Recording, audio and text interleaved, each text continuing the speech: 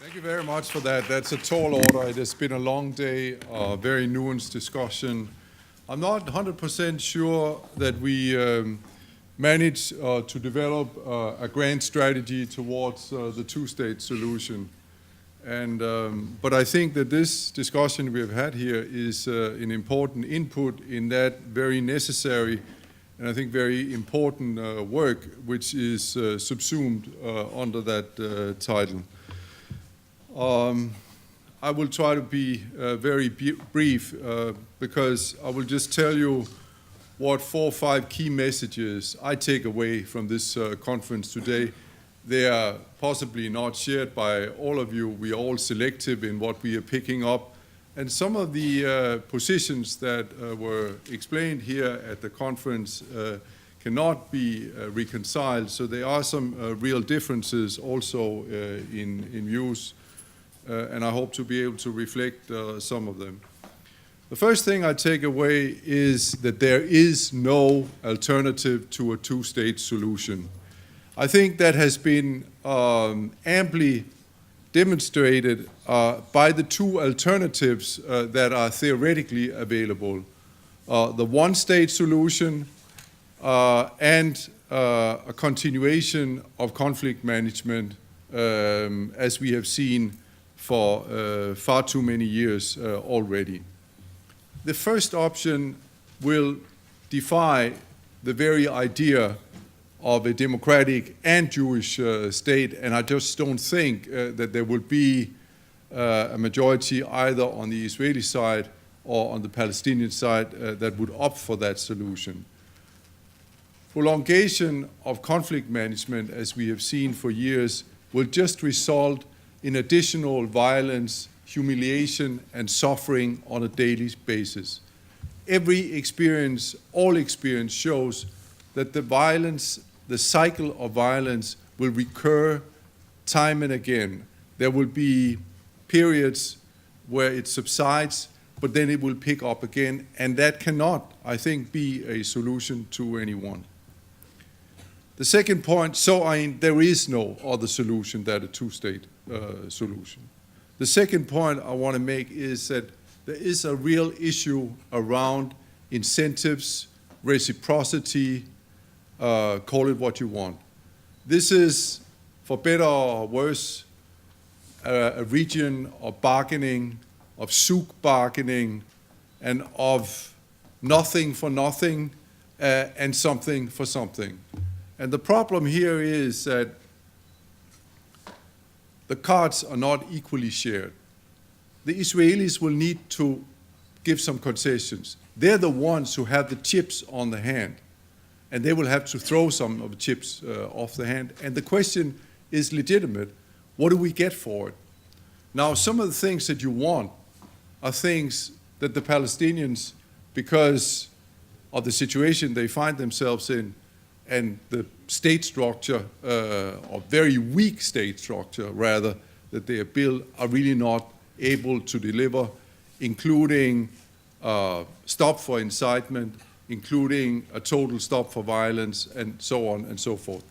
These are the things that Israelis are legitimately asking, but things that I think in the nature of things are difficult to guarantee delivery of from the Palestinian side. And that's the reason why there needs to be, first of all, security guarantees, even security guarantees that can maybe be delivered by the international community. But there also needs to be a grand bargain. There needs to be somebody else needs to bring that reciprocity to the table. And there are several possibilities. One of them is a regional framework. It's true, and it's obvious there is a realignment of the interest between the moderate Arab states and Israel, which can be exploited and which can be the first steps towards the process of a normalization eventually and peace with the rest of the Arab world, which I think is something that could really move the minds of Israelis. There's also, of course, the reciprocity which can be provided by the international community including the Europeans, the Americans, and others.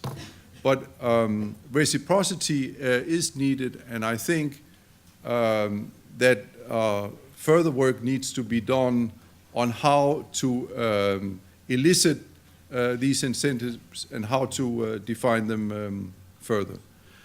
The third thing I take away is that the Big Bang theory is not realistic. Big Bang meaning that the parties sit down, negotiate, agree on a solution, and then it's implemented. This is going to take some time, and the only possibility is really some kind of gradual process.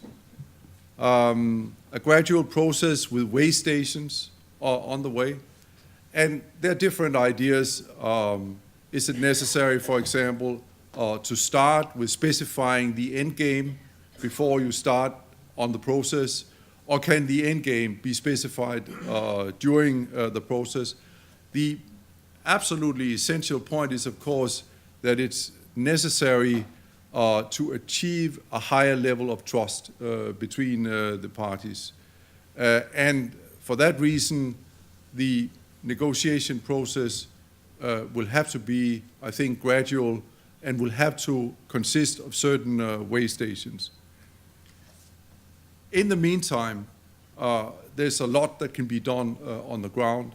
I think we had an interesting panel that outlined many of the concrete measures that could be taken today to improve the lives of Palestinians in the occupied territories, in security, in energy, in water, and so on and so forth. And also to address some of the apparent injustices that are being done currently in terms of, for example, Area C, where the settler community is adding about 1,600 settlement units a year to their settlements, whereas I think on average about 5 or 6 permits are given to Palestinian construction in the area. And I mean, this has nothing to do with security and is an issue, I think, that should be and could be addressed here and now.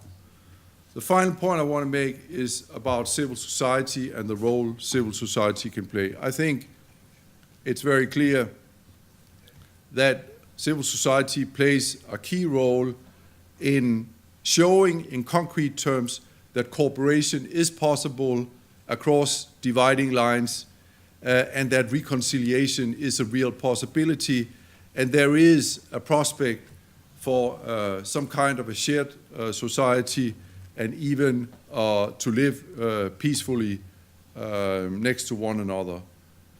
I think Women Waging Peace are trying to show that way, and there are other organizations that are obviously trying to do the same thing.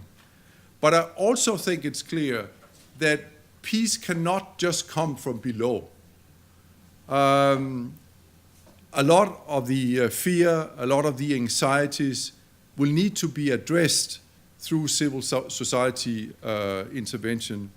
But still, there is a necessity to ensure that the political level is also taking the necessary action and is also supporting the necessary narrative. A narrative which is dominated by securitization of all issues and of depicting the surroundings as being very dangerous and immutable to change, I think is not going to help bring about that mindset change which is necessary in order to move forward. So I think it's a dialectic process between peace from the bottom up, but also peace from the top down, and the political leaders on both sides have a real strong and urgent responsibility, I think, to lead that process forward. Thanks.